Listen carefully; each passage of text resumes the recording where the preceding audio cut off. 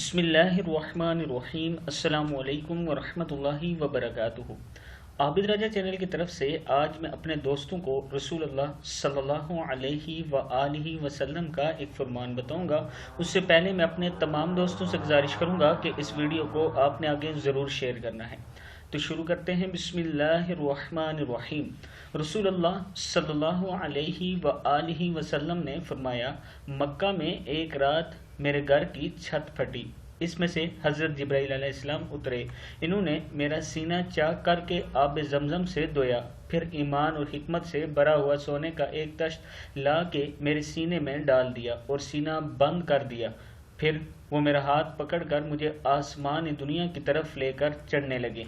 सही बुखारी की हदीस नंबर ये मौजूद है, आप देख सकते हैं। मैं अपने दोस्तों से गुजारिश करूंगा कि एक मरतबा आप सल्लल्लाहु अलैहि व आलिहि वसल्लम पर दुरूद शरीफ ज़रूर पढ़ें और इस वीडियो को आगे शेयर करते गए। अस्सलामु अलैकुम वरहमतुल्लाहि वबरकातुहू।